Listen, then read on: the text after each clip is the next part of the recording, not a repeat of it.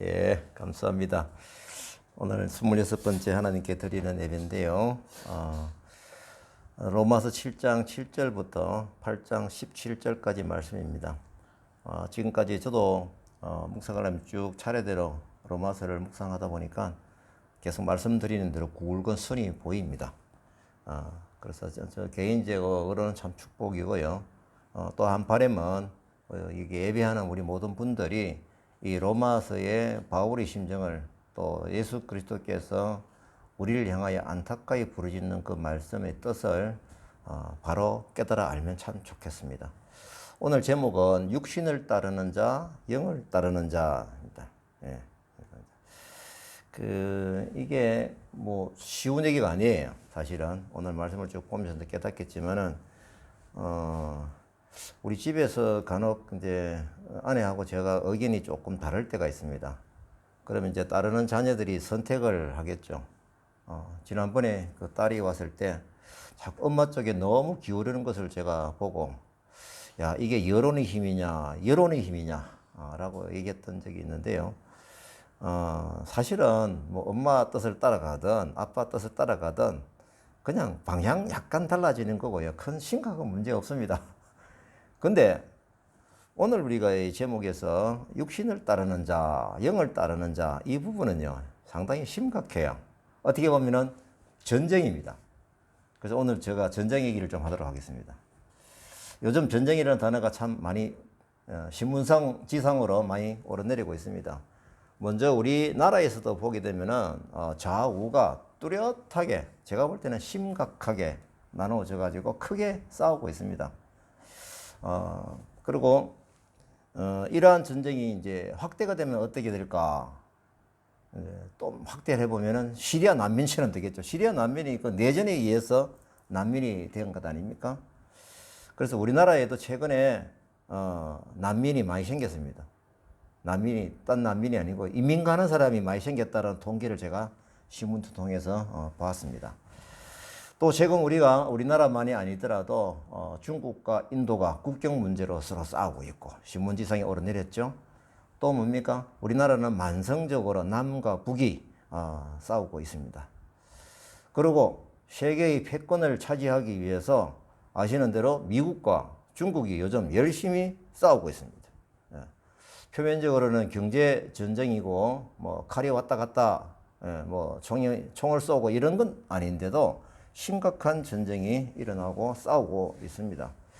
저는 오늘 이 영적인 전쟁을 주제로 말씀을 좀 드리겠습니다. 먼저 우리가 이제 알아야 되는 것은 전쟁에 있어서 지휘관이 가지는 상식은 뭡니까? 먼저 우리가 가지고 있는 군사력이 무엇인지를 분명하게 알아야 되고, 또 상대 적의 전략과 정체와 그 힘을 정확하게 좀 알아야 싸우는 데 도움이 됩니다. 오늘 7장 7절부터 13절 말씀 제가 굵은 글씨 읽겠습니다. 제목은 율법은 죄를 깨닫게 할 뿐이다. 그런즉 율법이 죄냐? 그럴 수 없느니라. 율법으로 말미암지 않고는 내가 죄를 알지 못하였으니 율법이 탐내지 말라 하지 아니하였더라면 내가 탐심을 알지 못하였으리라. 그러나 죄가 기회를 타서 계명으로 말미암아 내 속에서 온갖 탐심을 이루었나니 이는 율법이 없으면 죄가 죽은 것입니다. 전에 율법을 깨닫지 못했을 때에는 내가 살았더니 계명이 이름에 죄는 살아나고 나는 죽었도다. 생명에 이르게 할 그 계명이 내게 대하여 도리어 사망에 이르게 하는 것이 되었도다. 그런즉 선한 것이 내게 사망이 되었느냐? 그럴 수 없느니라. 오직 죄가 죄로 드러나기 위하여 선한 그것으로 말미암아 나를 죽게 만들었으니 이는 계명으로 말미암아 죄로 심히 죄되게 하려 함이라. 제가 전쟁이라고 말씀드렸는데 전쟁의 이미지가 막 들어있죠. 결국은 우리의 적은 누구냐라고 하면은 바로 죄입니다.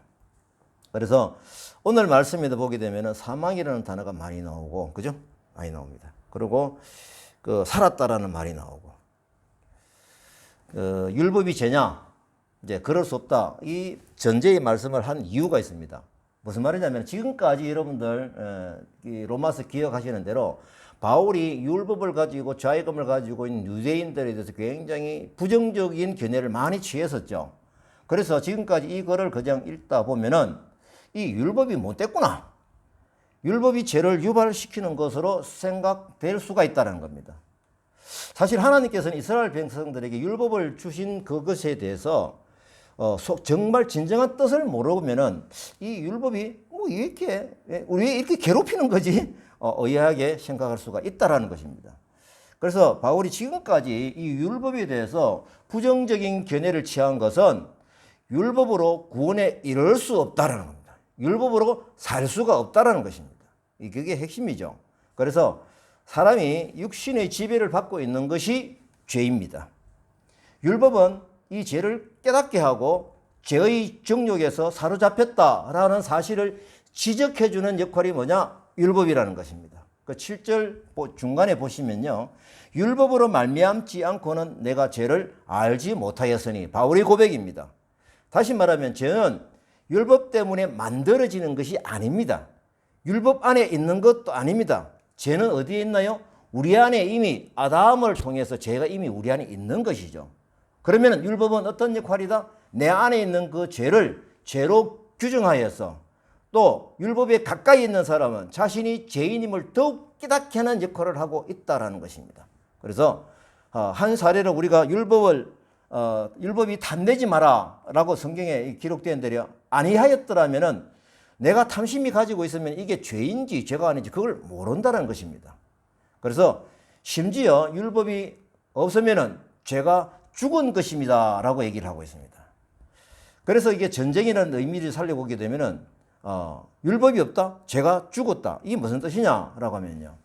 로마서 4장 15절에 제가 볼 성경이 없거든요. 율법이 없는 곳에는 범함도 없느리라. 이미 로마서 4장 쪽에서 말씀을 하셨습니다. 그래서 이 말씀 의미가 같다라는 것이죠. 율법이 없는 곳에는 범함도 없다. 다시 말해 율법은 죄를 깨닫게 하는 것이기 때문에 그것이 없으면 죄가 죄인데도 죄를 느끼지 못하고 죄가 죄인임을 알지 못한다라는 것입니다. 그래서 이 본장에서 이 가장 강조하는 것은 뭐냐면은 이 죄 문제는 계속적으로 활동을 하고 있다는 겁니다. 이게 활동을 내 안에서 하고 있는데 우리가 인간편에서 법이 없을 때는 이 죄를 죄로 여기지 못하니까 율법이 죄인 것을 분명하게 드러나게 하는 그 역할이다라는 것이죠. 그래서 인간이 자신이 죄인이구나 라는 것을 깨닫게 하게 된다. 뭐가요? 율법이 그렇다는 겁니다. 그래서 9절 말씀에 다르게 표현을 했지만 그 뜻은 같습니다. 뭡니까? 계명의 이름에 죄는 살아나고 나는 죽었도다. 죄가 살아났다는 것이 뭡니까? 죄가 깨달아졌다는 것이죠. 그래서 본래 죄가 있었는데 죄가 마치 뭡니까? 죽은 것처럼 있었다라는 것이죠. 그래서 사람이 계명을 깨닫기 시작하면은 죄가 자기 속에서 활동하고 있구나라는 것을 알게 된다. 그러면은 이 깨달음이 크면 클수록 자기 자신이 죄인인 것을 깊은 뜻을 알게 됩니다. 그 죄의 양이 율법을 아는 만큼 죄의 양을 알 수가 있다는 겁니다. 결국은 이 죄 문제를 해가지고 영벌에 들어가는 사망의 길에 들어가는 자기 자신의 그 행로가 보인다라는 것이죠. 그래서 여기서 지금 이 부분을 바울이 강조할 때 그래서 뭐가 필요하냐? 그리스도의 속죄함의 은혜가 절대적으로 필요하다라는 것입니다. 죄를 깨닫게 하는 데서 끝난다고 그러면은 율법이 얄밉죠. 왜 깨닫게 해가지고 나를 괴롭히느냐라고 할 수가 있는데 어디로 가기 위한 율법이냐라는 것입니다. 그 율법 속에 담겨져 있는 예수 그리스도의 이게 은혜가 예언되어져 있는 그 방법, 하나님의 그 죄를 용서해 주는 그 매뉴얼이 그 율법 속에 뚜렷하게 있다라는 것입니다. 그래서 내가 이 은혜 안에 들어가게 되면 내 안에 있는 생명을 또 다시 확인을 하게 되는 것이죠.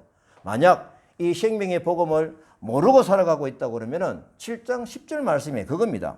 생명에 이르게 할 그 계명이 내게 대하여 도리어 사망에 이르게 하는 것이 되었도다. 생명의 복음을 모르고 되면은 7장 10절에 그치게 되는 것이죠. 이스라엘 백성에게 하나님 주신 계명의 뜻은 어디까지입니까? 생명과 복의 근원을 뚜렷하게 말씀하신 것이 있다라는 것입니다. 이것이 어디에 기록이 되어 있냐라고 하면은 창세기 12장에 하나님께서 아브라함을 통해서 하나님의 백성 만들기 시작할 때 그때 이미 열방을 향한 구원의 약속, 생명과 복의 근원된 그 약속을 이미 하신 것입니다. 우리가 그 역사의 흐름을 통해서 알고 있는데요. 그 뒤에 하나님께서 출애굽하게 하셔서 모세를 통해서 모세와 그 백성들에게 시내산에서 그 주셨던 언약을 다시 한 번 더 확인시켜주는 일이 있었습니다. 우리가 창세기 12장 3절 말씀 한 번 더 우리가 이게 눈여겨 한번 보시기 바랍니다. 읽어보겠습니다. 너를 축복하는 자에게는 내가 복을 내리고 너를 저주하는 자에게는 내가 저주하리니 땅의 모든 족속이 너로 말미암아 복을 얻을 것이니라 하신지라. 창세기 12장 3절은 매우 중요한 말씀입니다. 하나님의 선교 계획이 누구를 통해서? 아브라함을 통해서 우리들에게 주신 축복의 약속인 것입니다. 그래서 우리가 죄를 죄로 깨닫게 하는 것은 창세기 12장 3절의 약속의 말씀을 배경을 두기 때문에 이것이 굉장히 중요하다는 것입니다. 하나님께서 약속하신 그 이 약속은, 계명은 아브라함을 중심으로 이제 이해를 해야 되는 것이죠. 이제 범위는 어디까지입니까? 표면적으로는 이스라엘 백성들에게 한정되어 있는 것 같지만은 사실은 뭡니까? 모든 민족에게, 모든 족속이 너로 말미암아 복을 얻을 것이라고 하셨거든요. 그래서 범위는 어디까지입니까? 땅의 모든 족속인 것입니다. 하나님의 이 약속은 실제로 이루어지고 있는데 아브라함의 자손에 가지고 있는 육적인 의미는 이스라엘 백성이지만은 이에 연결되는, 병행되는 영적인 의미는 누구입니까? 바로 예수 그리스도라는 것입니다. 그래서 아브라함 자손의 영적인 의미는 뭐냐라고 하면은 창세기 3장 15절에 이것 부분도 굉장히 중요한 말씀이거든요. 거기에 약속되어져 있는 여자의 후손이자 구약 전체에 말씀하고 있는 바로 메시아인 것입니다. 이 메시아이신 예수님은 아브라함의 자손에서 흘러나오거든요. 갈라디아서 3장 16절 말씀을 봅니다. 이 약속들은 아브라함과 그 자손들에게 말씀하신 것인데 여럿을 가리켜 그 자손들이라 하지 아니하시고 오직 한 사람을 가리켜 네 자손이라 하셨으니 곧 누구시라? 그리스도라. 확실하게 선포하고 있는 것입니다. 결국은 아브라함은 세상에 복을 주신다라는 창세기 12장 말씀이 아브라함 자손인 예수 그리스도를 통해서 세상에 복을 주신다라는 이게 말씀이 전해지는 것이죠. 그래서 갈라디아서 3장 28절 말씀, 너희는 유대인이나 헬라인이나 종이나 자유인이나 남자나 여자나 다 그리스도 안에서 하나이다. 모든 열방을 향한 예수 그리스도 하나님을 선포하고 있습니다. 그래서 29절 말씀, 이거는 외우십시다. 너희가 그리스도의 것이면, 다 같이 합시다. 시작. 너희가 그리스도의 것이면 곧 아브라함의 자손이요 약속대로 유업을 이을 자니라. 구약 성경과 신약 성경은 이렇게 연결해서 보아야 되는 것입니다. 구약 성경은 약속되어져 있는 말씀이 실제로 일어난 것이 신약 성경에서 예수 그리스도를 통해서 많이 일어나게 되는데 이 말씀이 핵심인 것입니다. 결국은 우리가 그리스도의 것이면 누구의 자손이다? 아브라함의 자손인데 그럼 내가 피가 하나도 안 섞였는데 그것이 아니고요. 아브라함에게 주셨던 그 약속을 유업으로 이을 그 자손이다라는 것입니다. 그래서 아브라함에게 약속하신 대로 그 유업이 나에게 이르는 것이 바로 뭡니까? 그것이 바로 하나님의 계획이고 바로 복이고 은혜인 것입니다. 하나님의 선교 계획은 결어서 시작은 어디에서 시작이 되었다? 창세기 12장 3절을 통해서 선포하셨다라는 것입니다. 하지만 지금까지 살펴보신 대로 유대인들은 이 율법에서 주신 예언해 주신 대로 예수 그리스도로 이어져야 하는데 그러지 못했으니 사망에 머물러 있게 된다라는 것입니다. 자, 이제 로마서 7장 14절부터 25절 말씀을 보게 됩니다. 전쟁이라고 말씀을 드렸습니다. 제목이 뭡니까? 같이 시작. 죄냐 성령이냐 마음속의 싸움입니다. 사실은 마음속에 뭐다? 전쟁인 것입니다. 나는 육신에 속하여 죄 아래 팔렸도다. 곧 내가 원하는 것은 행하지 아니하고 도리어 미워하는 것을 행함이라. 만일 내가 원하지 아니한 그것을 행하면 그것을 행하는 자는 내가 아니고 내 속에 거하는 죄니라. 내 속 곧 내 육신에 선한 것이 거하지 아니하는 줄을 아노니 원함은 내게 있으나 선을 행하는 것은 없노라. 21절입니다. 그러므로 내가 한 법을 깨달았노니 이게 중요한 거죠. 곧 선을 행하기 원하는 나에게 악이 함께 있는 것이로다. 내 속사람으로는 하나님의 법을 즐거워하되 내 지체 속에서 다른 법이 내 마음의 법과 싸워 내 지체 속에 있는 죄의 법으로 나를 사로잡는 것을 보는도다. 오라 나는 공고한 사람이로다. 이 사망의 몸에서 누가 나를 건져내랴. 우리 주 예수 그리스도로 말미암아 하나님께 감사하리로다. 그런즉 내 자신이 마음으로는 하나님의 법을 육신으로는 죄의 법을 숨기노라. 이 말씀을 보게 되면은 이제 죄냐 성경이냐 마음속에 전쟁인 것을 분명히 보게 됩니다. 이걸 우리가 한마디로 뭡니까? 영적 전쟁이다. 자, 지금 현재 우리가 좀 살펴봐야 되는데요. 이렇게 싸우는 사람이 지금 현재 바울 사도가 자기의 고백입니다. 다시 말하면 신앙생활을 허술하게 하고 있는 썬데이 크리스찬이나 이런 사람들 대상으로 쓴 글이 아니에요. 사실은 이 바울은 어떻습니까? 지금 로마서를 쓸 때는 1차, 2차, 3차 성경을 거의 다 끝내고 시간적으로 보니까 한 9년간쯤 되더라고요. 9년간 정도 선교여행을 그렇게 열심히 한 사도 바울의 얘기인 것입니다. 이게 뭡니까? 영적인 갈등이죠. 이게 영적인 전쟁이라는 겁니다. 그러면은 이 위대한 바울이 무엇 때문에 이러는가 아닙니까? 무엇 때문에? 뭐죠? 그러면 나는, 하물며 나는, 여기서 우리가 볼 때 바울은 매우 엄격한 죄의 기준을 가지고 있는 것입니다. 따라해 봅시다. 바울은 매우 엄격한 죄의 기준을 가지고 있다. 매우 엄격한 죄의 기준을 가지고 있다. 그래서 23절 말씀입니다. 내 지체 속에서 한 다른 법이 내 마음의 법과 싸워 내 지체 속에 있는 죄의 법으로 나를 사로잡는 것을 보는도다.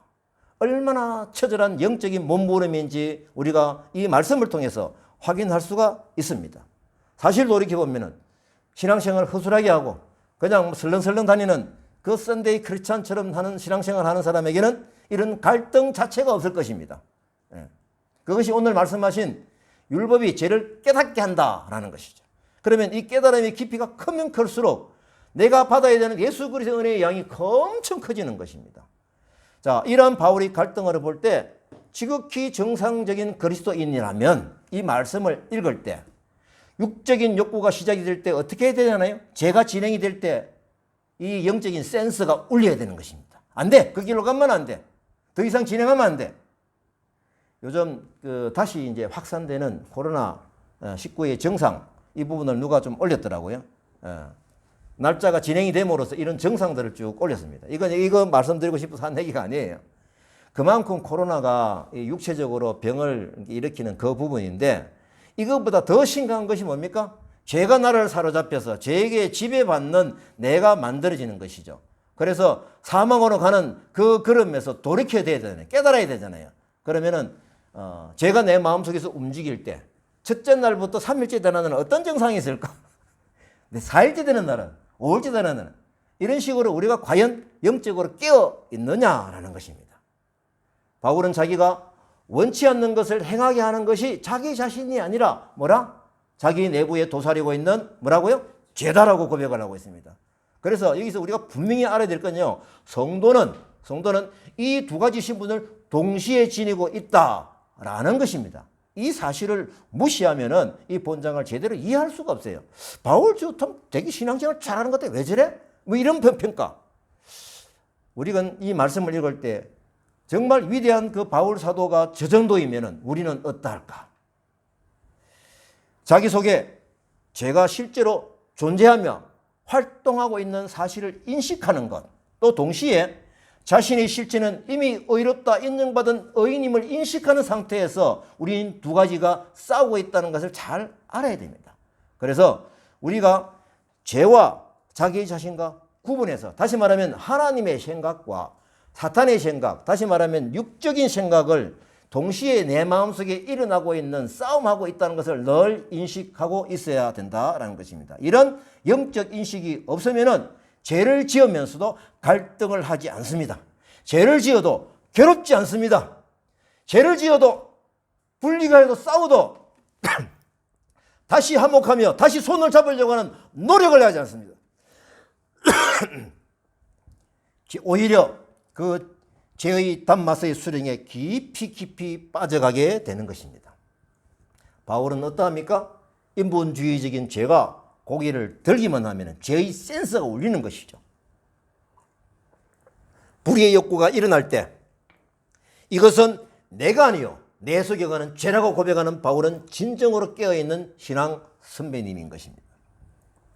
이전에 제가 어떤 분이 설교를 한번 들었는데 청년 담당 전도사님이세요. 아주 대단히 유명하신 분인데 그분도 청년들에게 설교할 때 이 얘기를 하시더라고요. 지금 설교를 들을 때 너희들 업력이 만약에 살아나고 만약에 옆에 있는 이 자매를 보면서 저는 그런 마음을 속 일어날 때 바로 부르짖어라. 사탄아 떠나거라. 부르짖으라고. 그렇게 얘기한 거를 제가 들은 적이 있습니다. 교회 성도님들은 사실 서로 연합하여 성령님이 주시는 힘과 권능으로 하나님 나라를 확장해서 쓰임 받아야 하는데 오히려 세상적인 당을 짓고 그 힘을 인본주의적인 여론의 힘을 만들고 자신들이 취향대로 교회 그룹을 이끌어 나가고 있다. 그것을 만들어 나가고 있다면 분명한 것은 죄를 울리는 센서에 먼지가 가득 쌓여가지고 울리지 않는다는 것입니다. 로마서 8장 1절부터 11절까지 말씀입니다. 이제 육신을 따르는 자와 성령을 따르는 자입니다. 오늘 주제이죠. 그리스도 예수 안에 있는 자에게는 결코 정죄함이 없다. 예수 안에 있는 생명의 성령의 법이 죄와 사망의 법에서 너를 해방하였음이라. 율법이 육신으로 말미암아 연약하여 할 수 없는 그것을 하나님은 하시나니 곧 죄로 말미암아 자기 아들을 죄 있는 육신의 모양으로 보내어 육신의 죄를 정하사 육신을 따르지 않고 그 영을 따라 행하는 우리에게 율법의 요구가 이루어지게 하려 하심이니라. 육신을 따르는 자는 육신의 일을, 영을 따르는 자는 영의 일을 생각하나니 육신의 생각은 사망이요 영의 생각은 생명과 평안이니라. 육신의 생각은 하나님과 원수가 되나니 하나님을 기쁘시게 할 수 없느니라. 만일 너희 속에 하나님의 영이 거하시면 너희가 육신에 있지 아니하고 영에 있나니 누구든지 그리스도의 영이 없으면 그리스도의 사람이 아니라. 누구든지 그리스도의 영이 없으면 그리스도의 사람이 아니라. 또 그리스도께서 너희 안에 계시면 몸은 죄로 말미암아 죽은 것이나 영은 의로 말미암아 살아있는 것이니라. 예수를 죽은 자 가운데서 살리신 이의 영이 너희 안에 거하시면 그의 영으로 말미암아 너희 죽을 몸도 살리시리라. 아멘. 오늘 말씀이 앞에 말씀을 연결해서 들어가 보게 되면은 정말 우리 마음이 하나님께서 주시는 복이 얼마나 크구나. 정말 뒷감당을 다 할 수 있도록 배경을 다 깔아놓으시구나. 오늘 말씀이 매우 어려면서도 굉장히 중요한 말씀입니다. 그래서 제가 이 부분을 좀 더 정확하게 제가 헛소리를 좀 안 하려고 주석을 좀 보면서 깨달아지는 대로 제가 말씀을 좀 정리를 했습니다. 8장 1절부터 2절까지 봅니다. 성경을 보십시오. 지금까지는 제가 우리에게 어떤 영향을 끼치는지 상세하게 알려주셨죠. 지금까지 했잖아요. 율법은 죄를 깨닫게 하는 것이요. 알게 된 거죠.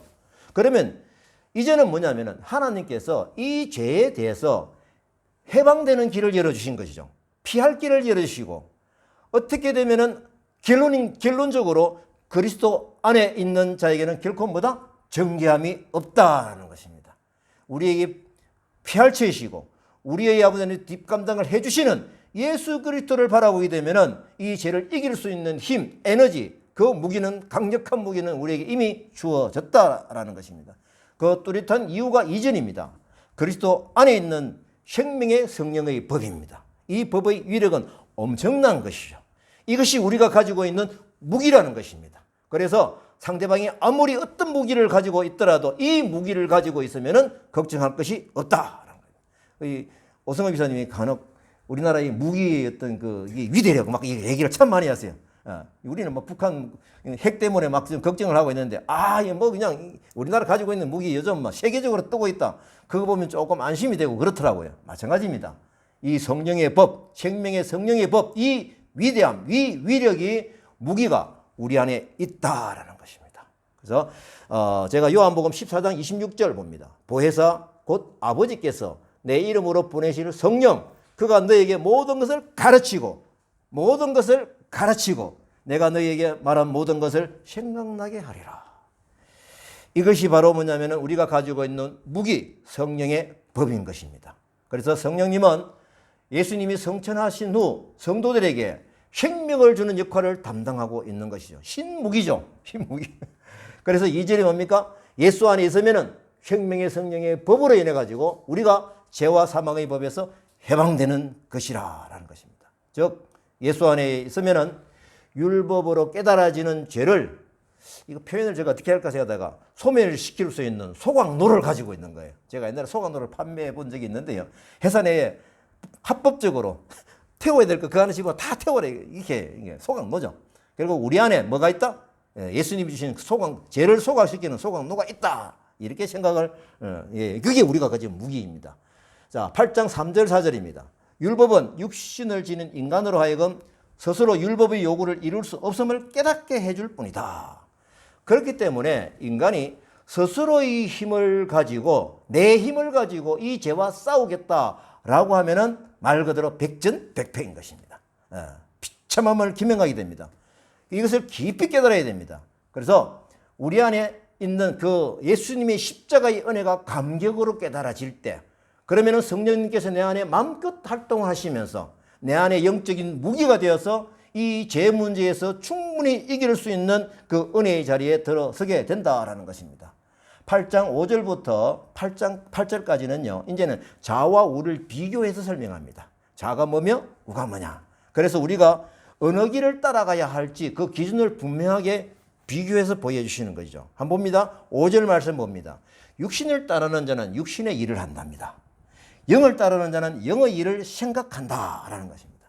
그래서 여기서 영을 따르는 자의 영은, 여기서 영은 성령이 아니라 육신과 대조되는 영이에요. 다시 말하면 하나님 말씀이라는 뜻입니다. 내 안에 있는 생명의 떡이라는 그 말씀이죠. 그래서 육신을 쫓는 자는 육신의 모든 내 가지고 있는 목표를 위해서 살아갑니다. 그것을 위해서 생애를 걸고 있다는 것입니다. 하지만 영을 쫓는 자는 하나님을 위해, 하나님이 우리에게 주신 그 목표를 위해서, 하나님 나라 확장을 위해서, 가난한 자에게 복음을 전하는 자를 위해서 이것을 추구하는 삶이 영을 쫓는 자의 삶인 것입니다. 그리고 영을 쫓는 자가 목표를 세우고 추구해 나가는 모든 과정 중에 반드시 성령님의 개입이 필요하다. 반드시 성령님이 개입하셔야 됩니다. 내가 가지고 있는 능력과 지식과 능력으로도 충분히 할 수 있지만, 하지만 그런 일에도 우리는 성령님께 의지하며 성령님께 구하는 기도가 습관적으로 이루어지면서 맡겨주신 일을 감당할 수 있어야 된다라는 것입니다. 왜냐하면 영을 쫓는 자라고 할지라도 하나님의 법을 즐거워하는 것과 또 투정하는 죄의 법이 늘 공존하고 있기 때문이었습니다. 육신의 생각은 하나님과 아무 상관없이 는 생각, 다시 말하면 자기 중심적인 생각만 나오는 것이죠. 표면적으로는 하나님의 일을 하는데 그 속을 보면은 자신의 영광을 위해서 일하는 사람이 너무 많아요. 이 부분은 육의 생각입니다. 하나님이 일을 하더라도 육에 휘둘린 사람입니다. 영의 생각은 늘 하나님의 법 앞에 굴복하고 하나님을 기쁘시게 하고 그 주인된 자리에 뺏지 아니하고 하나님을 왕으로 모시고 그 자리에 내가 차지하지 않는 것, 이것이 바로 영의 사람인 것입니다. 영을 쫓는 자인 것입니다. 그래서 이 두 가지 생각이 갈등을 느낄 때 우리는 무조건 무릎 꿇고 성령님께 구하며 답을 구해야 된다라는 것입니다. 그래서 그것이 이미 우리가 1절에서 이 8장 1절에서 주셨던 거거든요. 그리스도 예수 안에 있는 자에게는 결코 정죄함이 없다라는 8장 1절 말씀입니다. 그래서 그리스도 예수 안에 있는 자가 무엇입니까? 이것이 바로 성령 충만입니다.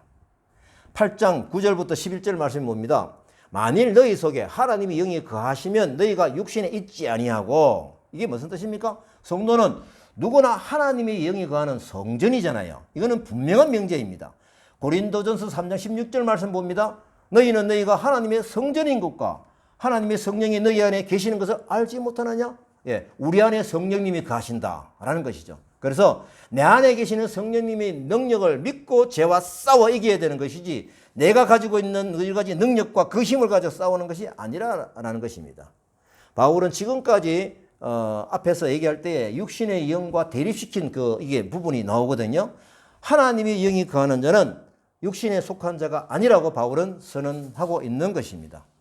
육신의 지배를 받고 있는 현실에도 불구하고 성도는 그 속에서 하나님이 주시는 영이 거하심으로써 기도하는 가운데 성령님의 힘으로 이겨 나가십시다. 이것이 바로 영에 속한 자인 것입니다.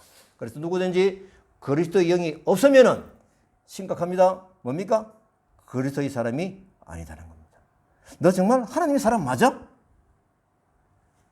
우리가 성령 가운데 또 성령이 우리 안에 거하시면서 성령님과 더불어 살아가는 성령 충만의 생활을 꼭 하시기 바랍니다. 저도 그렇게 살기를 원합니다. 성령님이 오심으로 성도는 하나님께로 인도함을 받아 믿게 하고 하나님의 자녀로 인쳐 주시는 것이죠. 그리스도께 거하는 사람은 그리스도의 사람인 것입니다. 자, 이제 제가 말씀을 좀 정리를 했는데요. 예, 하나씩 좀 보여주십시오. 안 돼요? 거기 없어요? 미안합니다. 예. 제가 좀 중요해서 좀 글로 좀 보여드리려고 그랬는데, 성도는 새 생명 가운데 사는 자입니다.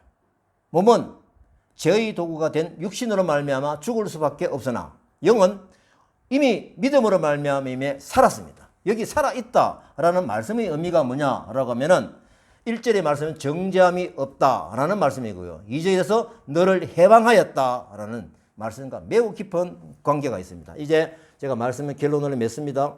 그리스도 안에 있는 성도는 정죄함이 없으므로 하나님의 법을 즐거워하는 속사람의 영은 육신과 심각한 갈등에 있을지라도 그리스도께서 값없이 주신 의뢰인의 살아있는 존재이다라는 것입니다.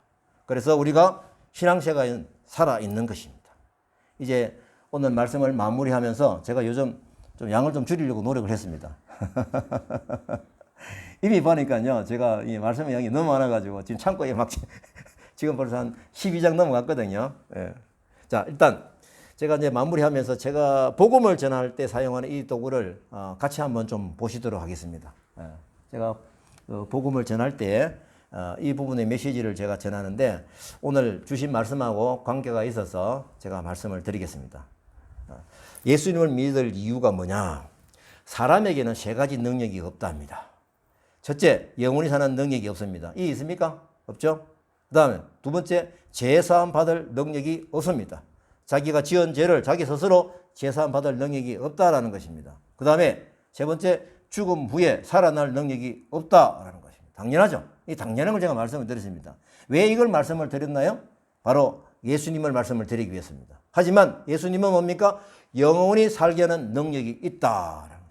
그래서 진실로 진실로 너에게 이른다. 사람이 내 말을 지키면 죽음을 영원히 보지 아니하리라. 아멘? 아멘입니다. 예. 이것이 예수님의 능력이고 예수님이 우리에게 주신 약속의 능력인 것입니다. 영원히 살게 하는 능력이 예수님 때문에 우리에게 있다라는 것입니다. 그 다음에 죄를 사하는 능력이 있다. 만일 우리가 우리 죄를 자백하면 저는 미쁘시고 이로써 우리 죄를 사하시며 라고 했습니다. 그래서 예수 그리스도 앞에 무릎 꿇고 우리 죄 문제를 생각나는 대로 초기에 진행될 때부터 싹을 자르듯이 기도하여 회개하고 우리가 영의 사람, 쫓아가는 사람이 되어야겠다라는 것입니다. 그 다음에 마지막에 죽음 후 부활의 능력이 있다라는 것입니다. 예수님은 어쩌다 보니까 부활하신 게 아니에요. 구약 성경에 약속해 주신 대로 부활하셨고 또 예수님께서 직접 나는 부활이요 생명이니 나를 믿는 자는 죽어도 살겠고 라고 말씀하신 대로 부활을 하신 것입니다. 우리가 이 능력이 우리 안에 있는 것을 깨닫고 이제 우리가 죄와 어떻게 싸워야 되는지 내가 가지고 있는 무기가 무엇인지 이 부분을 가지고 담대히 싸워서 승리하십시다. 아멘? 네, 승리하십시다. 이게 나가야 됩니다. 요즘 이 사회가 이 죄가 너무 만연되어 있어요. 이게 개인적으로 공격하는 죄도 많고요. 그 다음에 단체로 공격하는 죄가 너무 많아요. 예. 지금 현재 코로나를 빌미로 정말 신앙인들의 위기감이 올 수 있을 정도로 압박해 오는 그런 것을 많이 느낍니다. 어떻게 보면은 이런 과정을 통해서 각자 개인이 가지고 있는 그 영적인 영향력이 아마 제대로 드러날 것입니다. 이때에 우리는 더욱더 하나님의 말씀을 믿고 치고 나가는 영적 전쟁에서 승리하는 우리의 삶이 되기를 바랍니다. 그렇게 되기를 소원하면서 다른 방법 없어요. 성령님께 늘 구하는 기도하는 것밖에 없다라는 것입니다. 성령 충만한 되십시다. 아멘. 네.